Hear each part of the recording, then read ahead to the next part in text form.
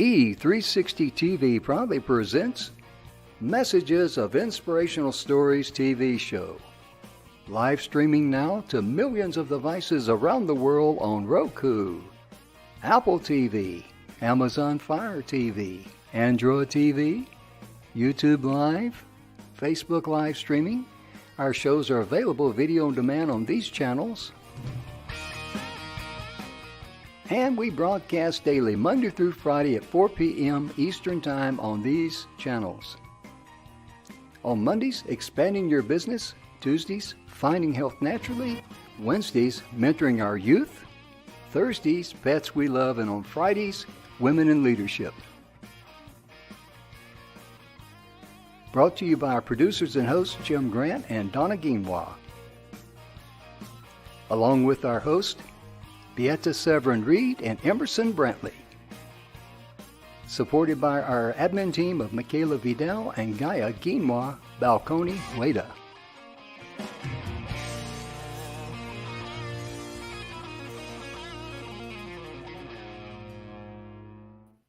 And welcome to the show, ladies and gentlemen. Today is Thursday. We talk about the favorite topic, pets we love. My goodness gracious, if you love your dogs and cats and pets, you're at the right place because that's who we are. And ladies and gentlemen, it looks like my internet might be dragging a little bit. I don't know. But anyway, we're just going to carry right on. But when it comes to our show, we're so grateful that you tuned in. The Messages of Inspirational Stories is very proudly brought to you by the 6minutewebinar.com. They're the good guys over there. And if you struggle getting your ideal message out to your ideal client, you know, what you can do for them to solve their problem, you really need the 6-minute webinar. And I'm going to put their website up here, so be sure and go to the 6minutewebinar.com and check them out. We're also brought to you by my very good friend, Mr. Bill Heinrich, The 7 Levels of Truth. I normally goof up the lights and everything when I hold up that book. But The 7 Levels of Truth is a great book. It helps you discover the real you and enables you to overcome your fears, just to be able to enjoy the life that you so richly deserve. And rightfully so, because it's our birthright to live a life of love and abundance as far as joy, peace, and calmness and all that. The 7 Levels of Truth, please check it out. And with me today on the show, I've got my good friend, Mr. Rennie Gabriel. He's an old dog lover from way back. And let me welcome Rennie to the stage here. Hey, Rennie, how are you, brother? I'm doing terrific, Jim. Thank you for having me on. And, you know, I got to tell you and chime in on the 6-minute webinar. It was so funny. I attended one of their free workshops and I said, why does it take 3 hours to go over a 6-minute webinar? But I'll tell you, you know, following that workshop, it was terrific to see how I could crystallize my thoughts, reach the people I wanted to reach. And it was just, it's so helpful and great in crystallizing your thoughts and creating clarity. Yeah, the reason that workshop took so long, we had a bunch of people in there and we were going step by step by step with just about every individual. So the main thing was everyone that attended that workshop left with their very own 6-minute webinar. Right. And once you have one, you can duplicate it, can't you? Exactly. Oh, yeah, because I could use that for all sorts of things, not just creating a webinar to attract my ideal clients, but also I used it to create thoughts for a TEDx talk I was doing. I used it to create a promotional video for the charity that we're going to talk about, Shelter to Soldier. So, yeah, you can use it in so many ways.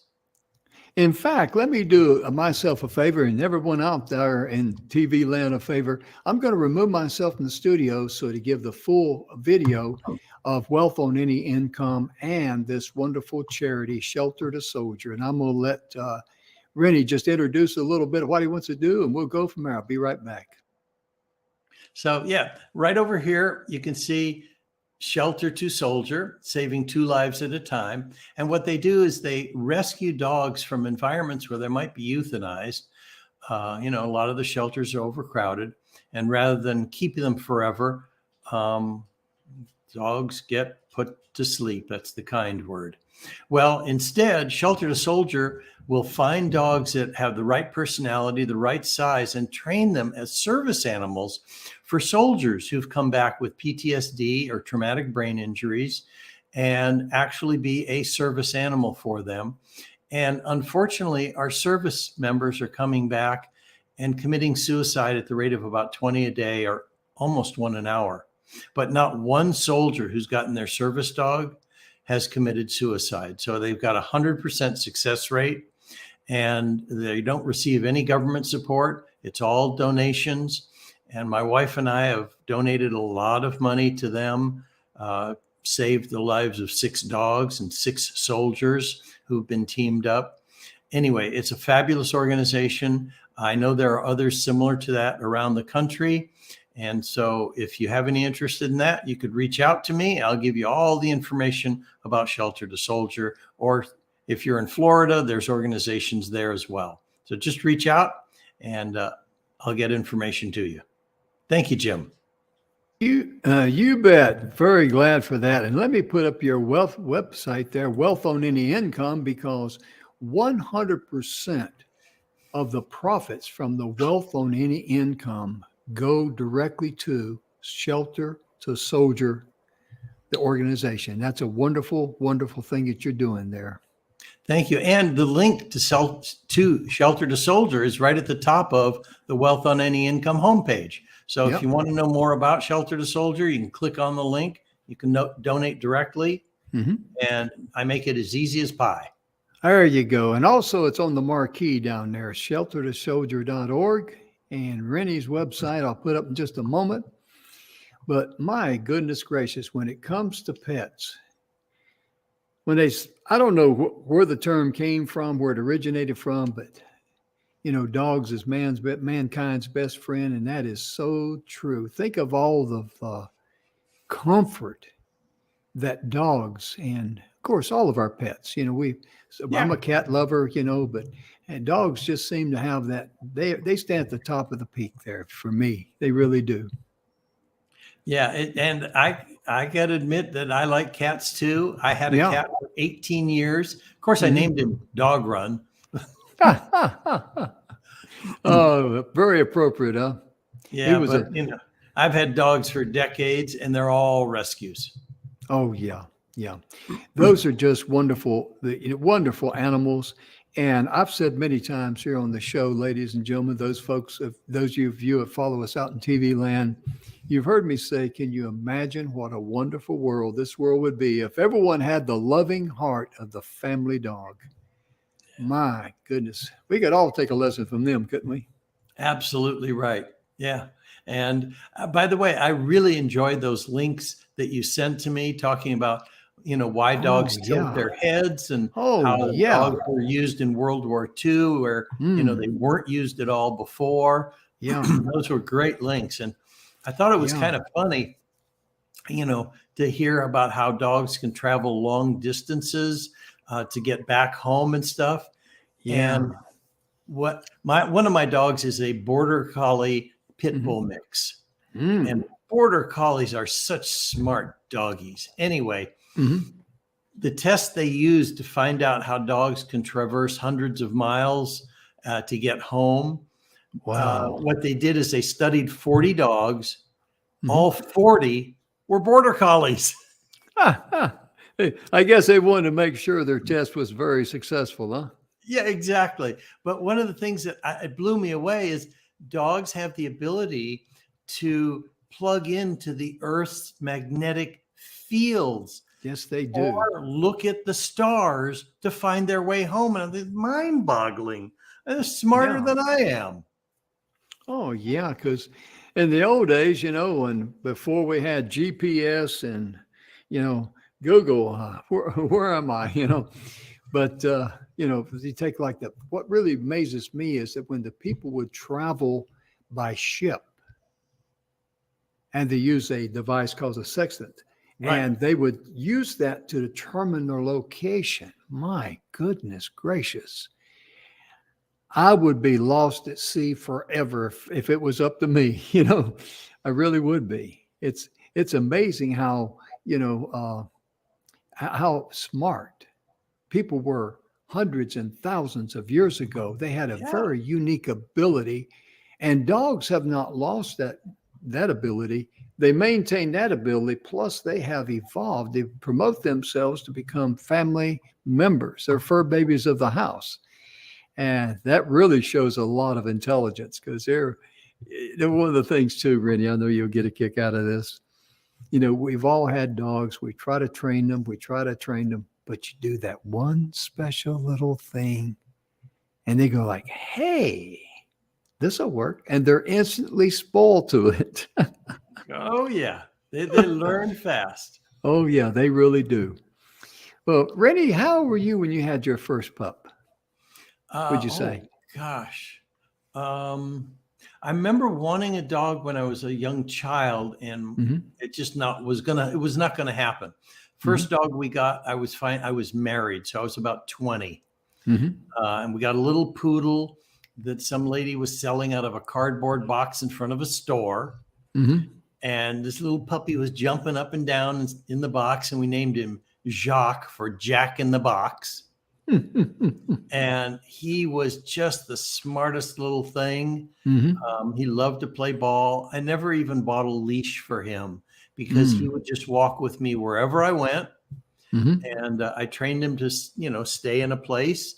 I was in college at the time.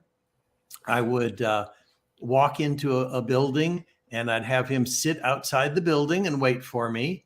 And I'd come Wow. back after class an hour later, and he was right there. Mm.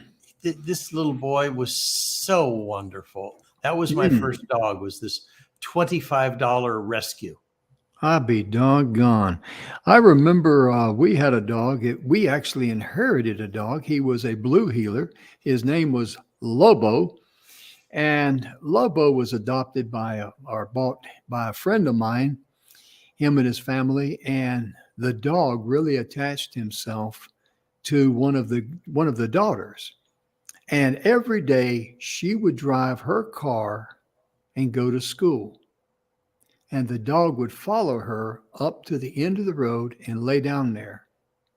And Lobo, who was an Australian cattle dog, a blue heeler, he would lay there, I imagine all day long, but he would definitely be there and follow her back in when she came home. And that just goes to show you how loyal they are when they attach themselves to one person. And then they had to move, and she went off to college, and they didn't have a place for her, so we brought him here, and he was one of the best dogs we've ever had. In fact, my blue heeler that I bought from that, they were brothers, so they would just heckle and jekyll around and play and have a good time. And I used to really enjoy hearing my wife in the house hollering, "Boys, boys, settle down." And that was just music to my ears because they bring such wonderful peace and harmony. And one of the things too, there are some people who are able to take a small dog into retirement homes, and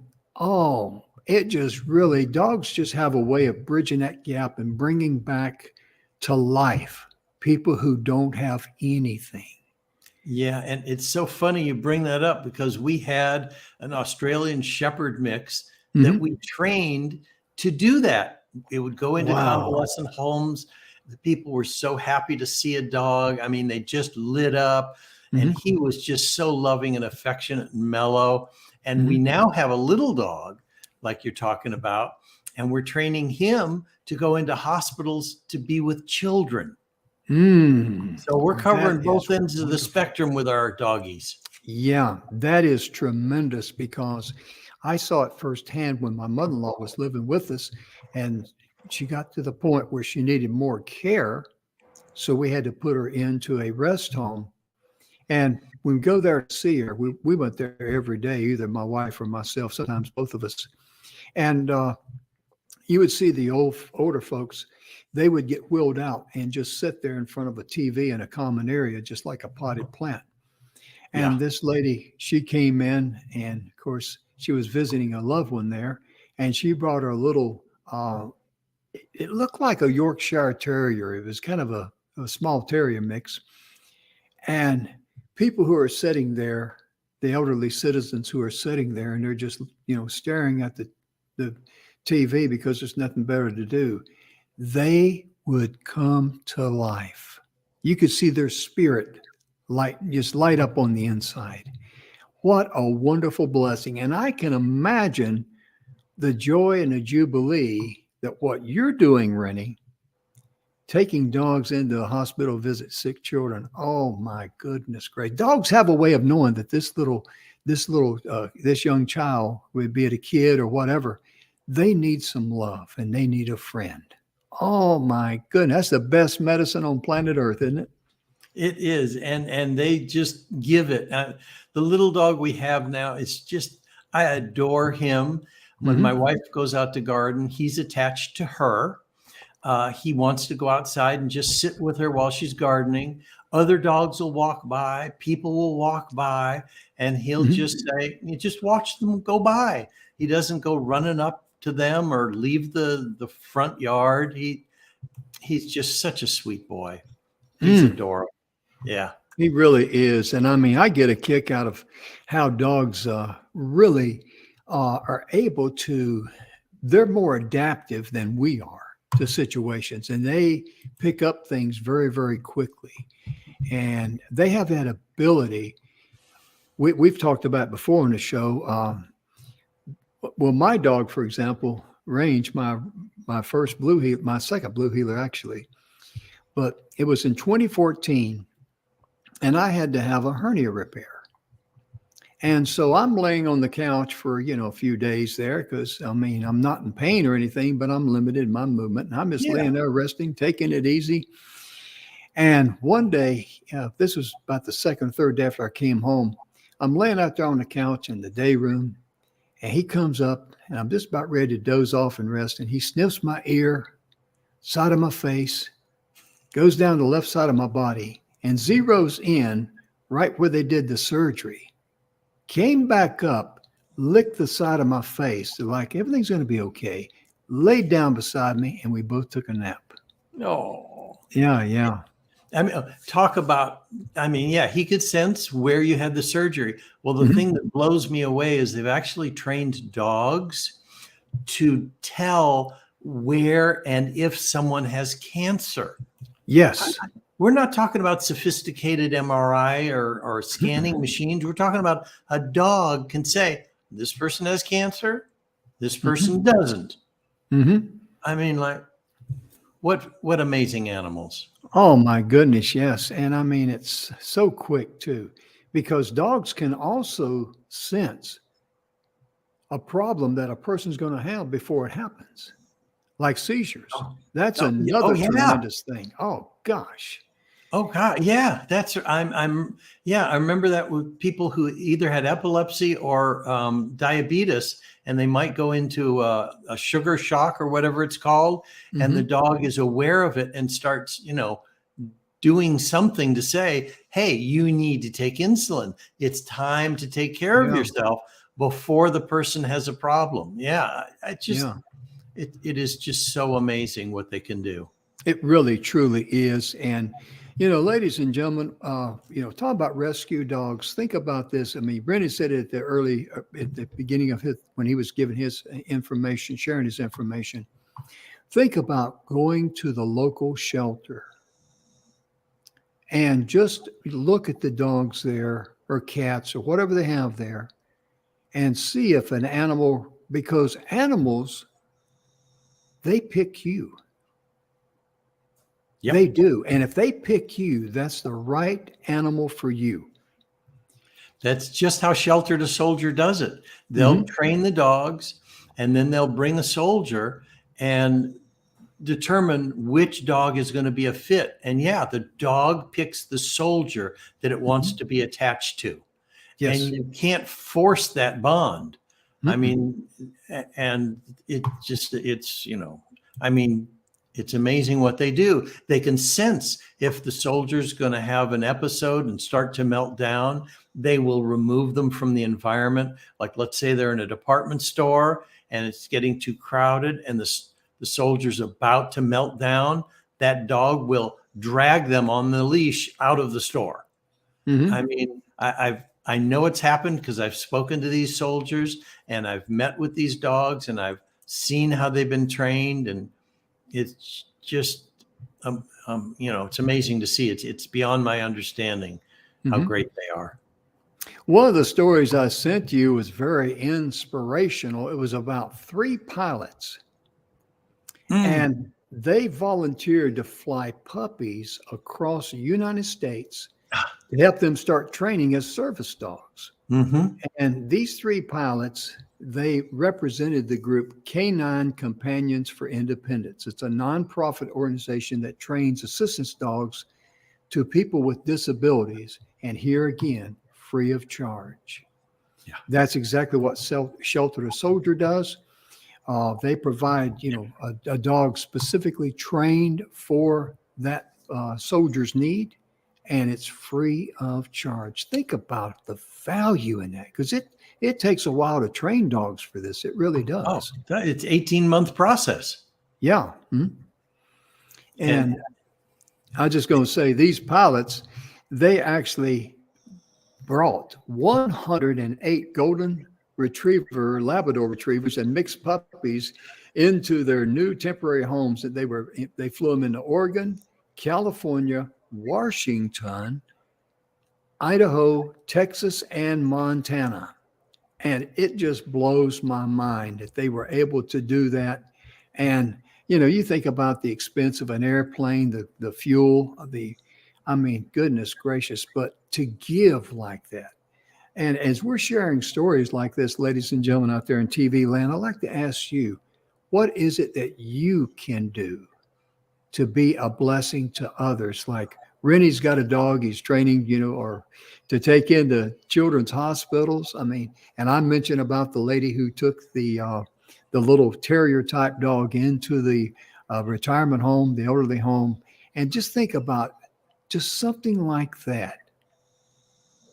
Just a little bit of time of your time to brighten people's days. And this one, I read this one story many years ago where this lady, she was elderly in a retirement home, had no family, no friends, nobody came to visit her. She didn't say much at all. And someone brought in a puppy to visit their relative there. And she saw that puppy and she came to life and started talking to that little dog. And that little dog just came to life and says, "Hey, you need a friend today, and I'm your buddy." It's just amazing how they do that. It really, truly is. Yeah, they're just so full of love, and it's unconditional love. Yes. It's not like if I do this for you, you will love me. No, they just love you, period. There's no conditions to it. And let me go back a little bit and ask you a question here. How did you first become aware of Shelter to Soldier? I know they're in your area there in California, but how did all that transpire?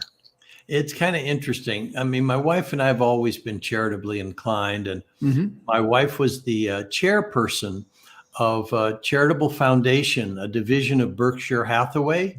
And a lot of people have heard of Warren Buffett and Berkshire Hathaway. Anyway, right. So she's the chairperson of this foundation. And so people who found out about various charities or wanted to donate to various causes, whether it's for children or single mothers or people in recovery, it didn't make any difference. They'd bring their ideas to my wife, then they'd vote on it.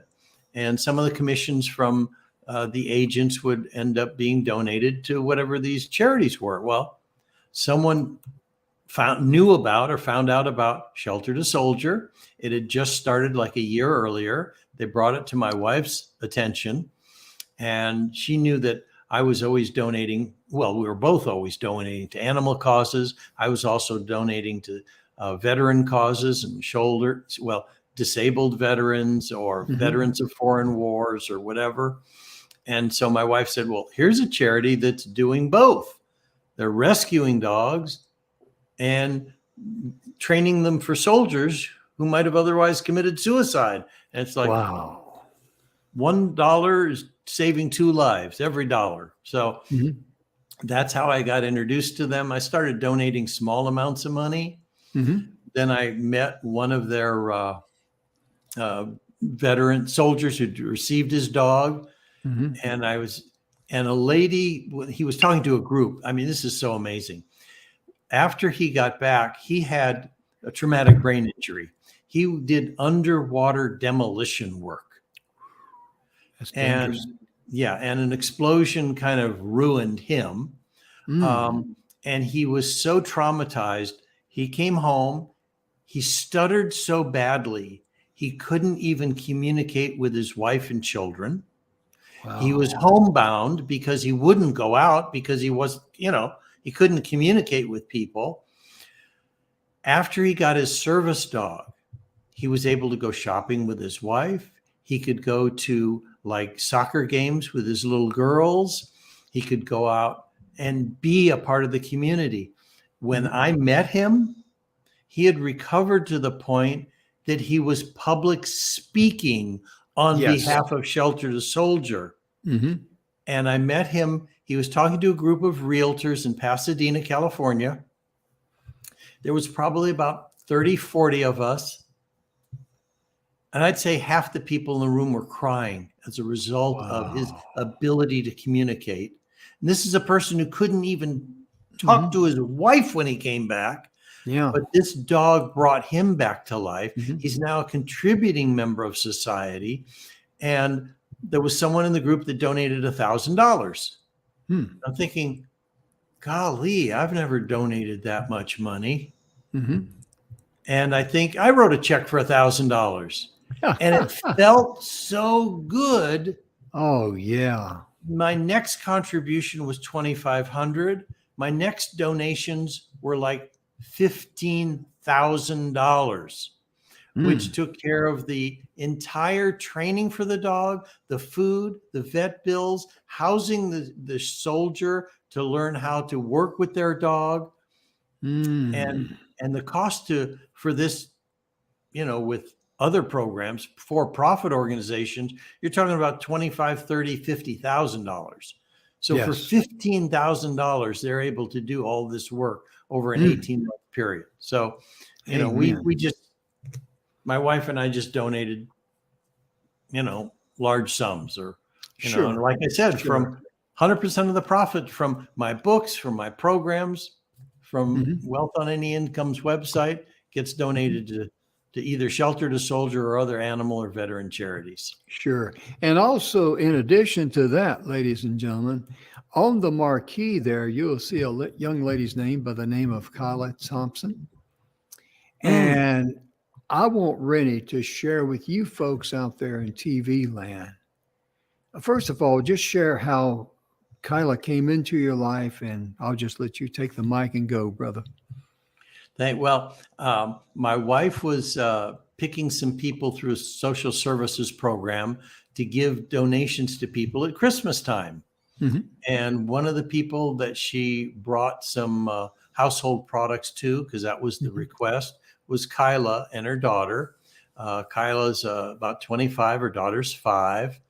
And last year, she also had a 2-year-old daughter that had some health issues when she was born and ended up dying last year when she was age 2. So, very traumatic for Kyla. Kyla was doing the best she could. There are various times she was homeless, living in various shelters or halfway houses. And my wife was so struck by the determination of Kyla. And so this was December. We're talking, here it is in April. Kyla is in the process of training to be a bus driver for the Los Angeles City Metro Division. She was working DoorDash back then. She was doing whatever she could to make money. She worked for FedEx from like 1 a.m. to 7 a.m. when she could get those jobs. And now she has a regular job and she's enrolled in nursing studies because of her 2-year-old daughter that died. She is studying to be a nurse and she wants to focus on neonatal situations and be an advocate for other mothers and children that have gone through situations like her. So We've just done a lot for Kyla. I literally gave her my car to use. And so my wife and I are down to a one car family. Yeah. I do have 2 motorcycles, so it's not like I can't get around. But it's just to see the transformation. We got information yesterday. She has passed everything to do with her training to be a bus driver. Her last stage, which is going to be tomorrow, is to drive the bus. And I had no idea how much work it involved driving a bus. You turn on the key, you drive it. No, there's air pressure. There's testing the brakes. There's testing the fuel levels. There's testing the lights and everything. Yeah. Oh, the lights. It's like, oh my gosh, it's a 63-step process with the air pressure and everything else before you take that bus out of the yard. It's like, just like the pilots getting ready to do the pre-flight. Yeah. It's like a pre-flight that a pilot does before they take their airplane up. I mean, it was 63 steps, and she named all 63 in order that she has to do once she steps onto the bus. Wow. That just blows my mind, because that's something that, you think, well, you turn it on, you might check the lights or something, and, maybe make sure the brakes are, catch or feel good before you take off, and you just go. But no, it's a lot more detail than that. My goodness gracious. And let's put her link up there again, because you set up a GoFund site for. Go ahead. So we've set up a GoFundMe website for Kyla. It's GoFundMe 9752 and the rest of that stuff. People can pause this when they see it and write that down.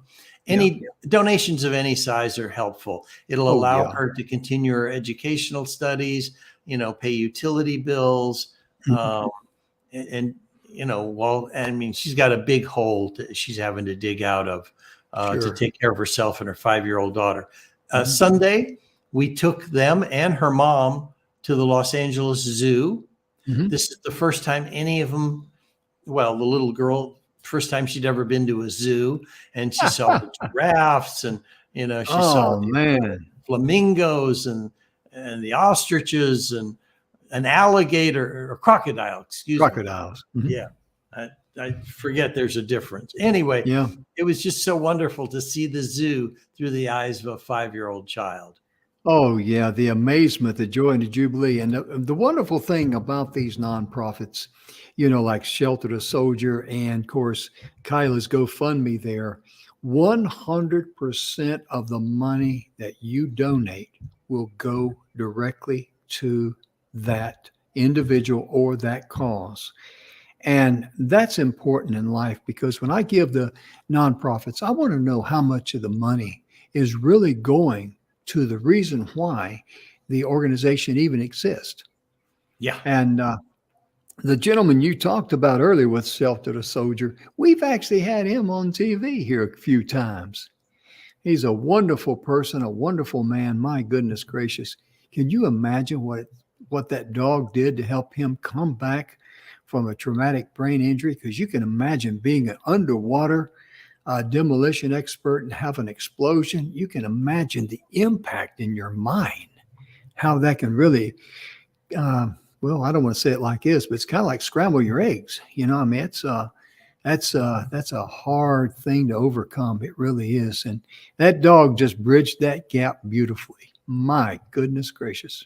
I know. It's just the transformation from stuttering so badly he couldn't talk to speaking to a group of people and being able to so articulately communicate his message and bring people to tears.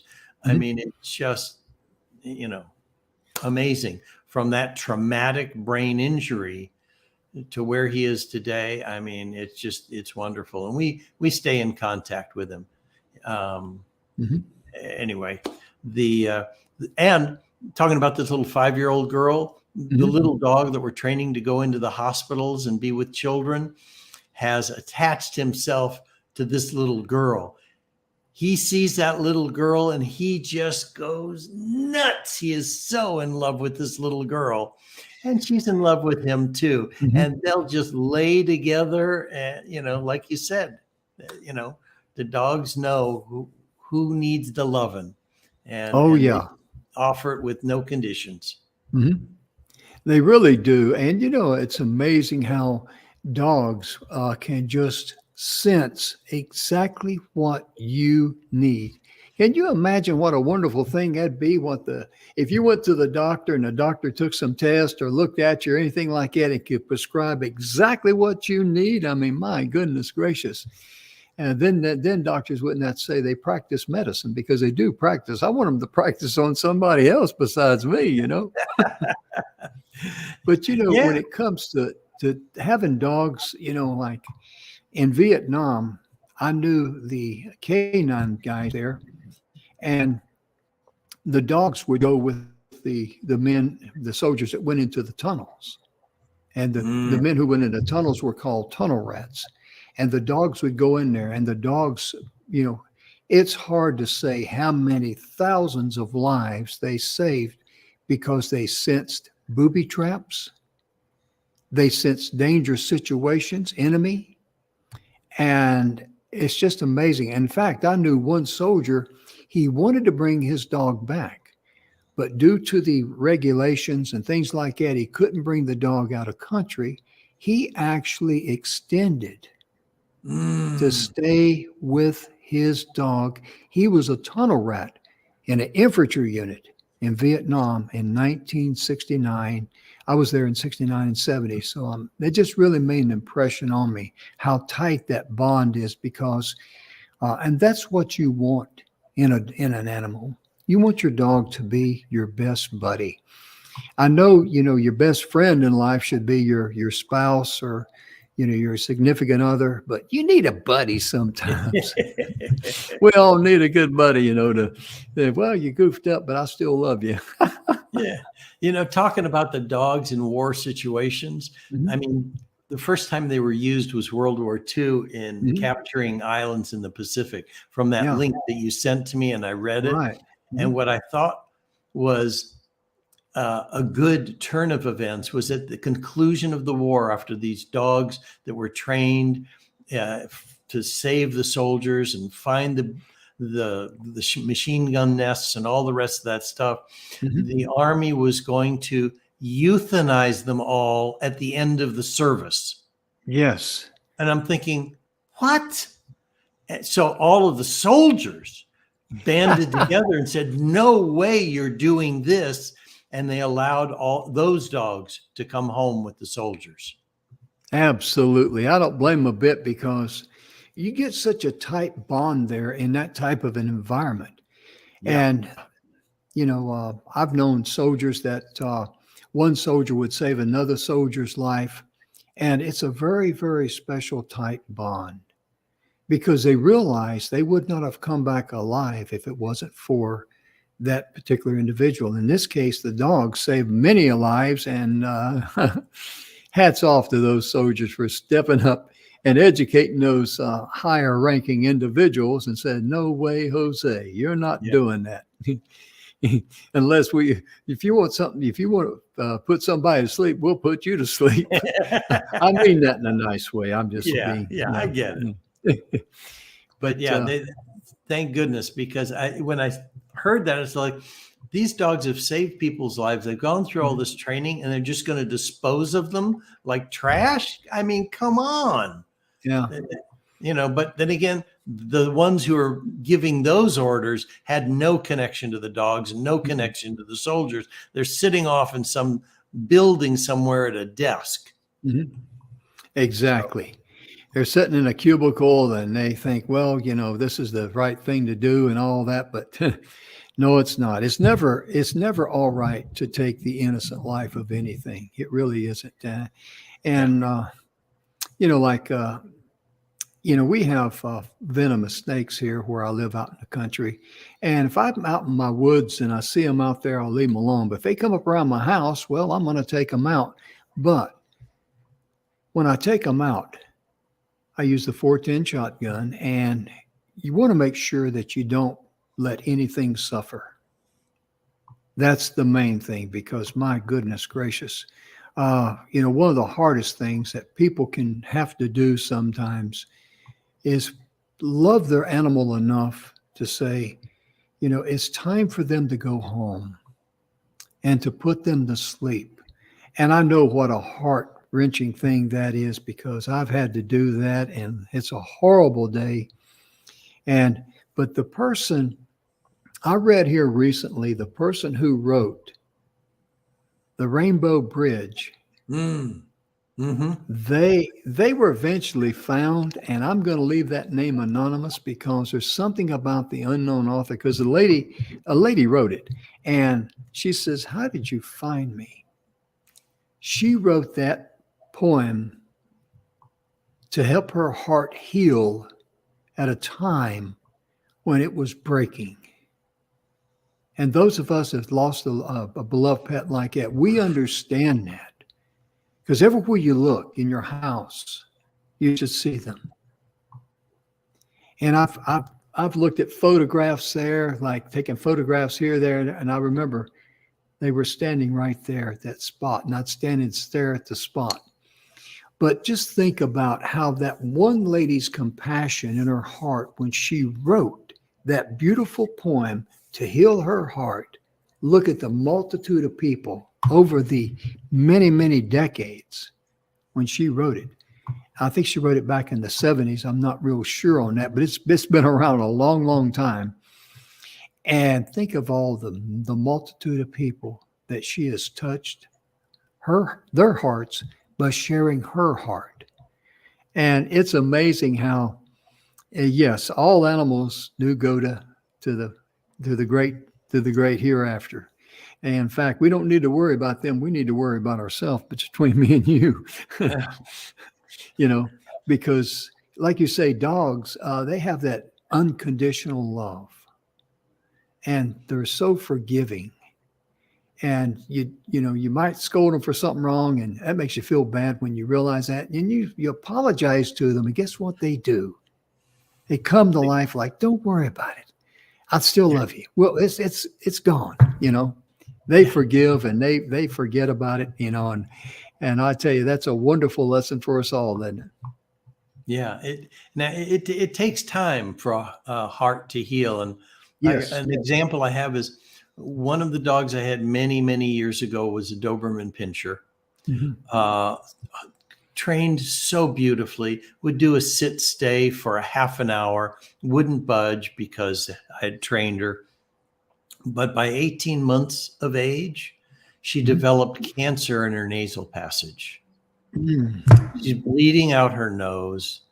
I mean, you're talking about doing the right thing for the dog.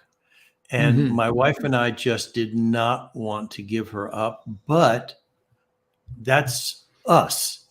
Mm-hmm. The best thing for her was to allow her to pass on, because she's suffering. Yeah. And I got to tell you, it broke my heart so much.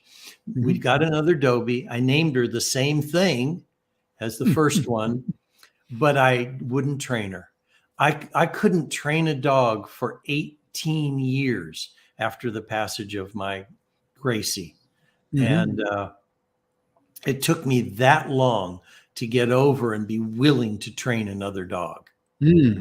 After that, the dogs, they would do what they do. I mean, they'd sit on their own and they'd feed. They wouldn't be destructive. But the idea of going through all the commands and the training and walking around behind me and then sitting still and I couldn't do any of it anymore. Not for 18 years. It's amazing, because we've all been there, and there's a healing process. I remember my brother-in-law, he lost his beloved dog, and his name was Magic, and he was a retriever, and it just broke his heart, and he just couldn't. It's just like losing a kid. And it took him several years, and then he decided he's going to get another dog, another golden retriever, named it Luke. And I'm telling you, on emails, We had baby pictures for weeks. You mean puppy babies? Yeah. Puppy babies. Yeah. Here's Luke. Look how cute Luke is. Look what Luke can do, and it was just a joy and a jubilee. And that's the way life should be for all of us. We should be able to live life abundantly with love and joy and jubilee. And dogs just enhance that life. And cats, I've got a pet cat named Dixie, and they're Did you say name Dixie? Is that Dixie? what? Mhm. Yeah. Okay, Dixie. Yeah, she's a Korat, Korat, and that comes from Thailand. And they're just same as us.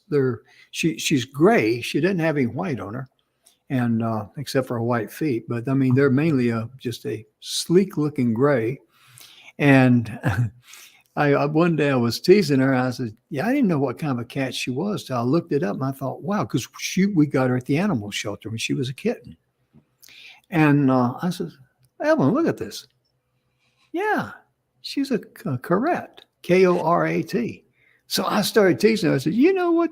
Did you realize you were a K-rat?" And she looked at me and she let me know she did not appreciate my calling her a K-rat. And so I didn't, and she let me know. So don't tell me they don't understand us. Yeah, I it's mean, okay. it's, And I'm thinking, as we're talking, my dog Scout is sleeping, laying right here at my feet. She doing his follows me job. from room to room. She's 13 now. Rescued her from the shelter when she was 9 months of age. Mm.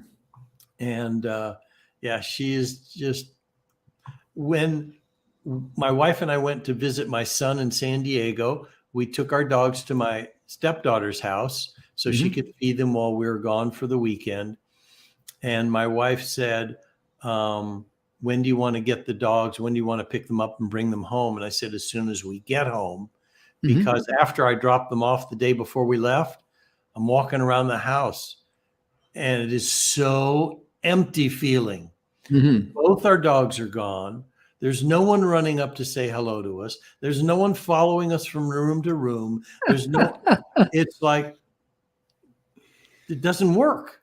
I Mm-hmm. want the dogs back now. I am not waiting. I'm not going to be in this house without our dogs another evening. Mm. I hear you. I hear you because they bring that energy there. That just, it's really hard for me to describe, but I think we all know what I'm talking about there. That energy of love and happiness and jubilee. And, because a lot of times when people come home, a dog is the only thing that shows them love and I'm happy to see you and that sort of thing. And that is just a wonderful thing. And it's been proven through many studies that petting a cat or a dog or something like that lowers blood pressures. I mean, it has so many wonderful health benefits. Plus, a family dog can teach children two very important things: how to love and how to be responsible for a loved one, to take care of them. And that is something that's just tremendous because it's not a chore, it's a labor of love. And if we're able to instill that into our to a child, it stays there forever. It's just branded into the brain, and that's some good training because I think we all, I grew up on a farm, and I had a pet pig, and and Dad eventually sold the pig for why it was raised, and I was mad at him for a while, but got over it. But the dog, my first dog was a little Chihuahua, and when Dad first got her, we weren't even looking for a dog. He went over someplace that had these little Chihuahua puppies, and he picked her up. He put her in his shirt pocket, and you could barely see the top of her head. And Dad said, "Well, since she's there, I might as well just take her home." And I don't know if any money changed hands or not. Maybe not. I'm not sure. But anyway, she was our house dog, and we would let her out and let her back in, and never a problem. And I'd like to say one more thing about Lobo, if I may. He was 2 years old when we inherited him. And he was an outdoor dog. He lived on a ranch. Mm. He'd go swimming in the pond or the tank, as they call it here in Texas. And he just did his own thing. And, he was pretty much on his own. But when he came here, we had a, fenced in area and we kept him in there. And we were going to try to find him a home and we couldn't. And so Evelyn said, that's Range's brother. He's not going anywhere. Mm. Okay. When we brought him in the house, we showed him we had a bed for him. I've never seen a dog smile before like he did. He looked at me, he smiled, and he just knew because he saw Range going in and out. And he observed that. And, he was instantly housebroken without us doing anything. Wow. Yeah. He really, truly was. It's so funny. When you first gave me Lobo's name, I wasn't sure if you were saying Lobo or Love Boat. Yeah, Lobo, Lobo. Yeah, I've got a degree in Southern slang, and it took me many years to master that degree, but I've got it. Yeah, and you handle it superbly. Oh, thank you very much. Thank you. Yeah. Well, ladies and gentlemen, our time is winding down there, and I just want to give Rennie a chance to just share any closing thoughts he would about dogs or anything that he's, just anything that's on your mind in closing remarks, sir. That dogs have a purpose in life. And if you feel you want to have some unconditional love in your life, you can go to the pound, go to your local dog shelter, and find the dog that will love you unconditionally. Take it home and you will be so rewarded. And the expression is, you can't tell if you rescued the dog or the dog rescued you. Absolutely. I like that because when you go to a shelter like that and you're observing dogs, the dogs will pick up like, hey, I want to go home with you. One dog will come forward.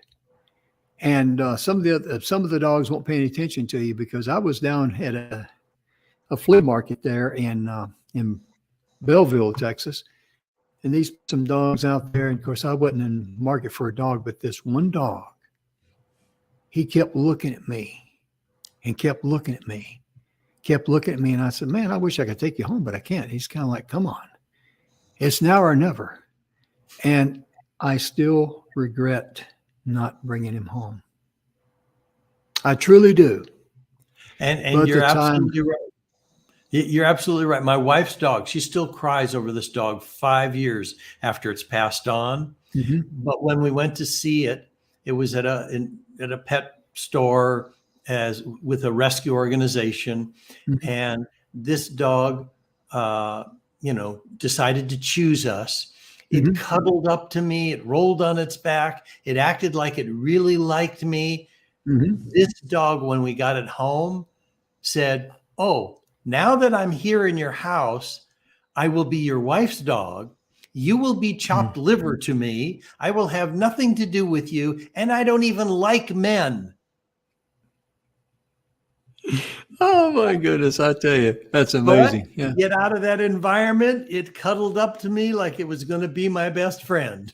Yep. This is my ticket out of here, folks. Exactly.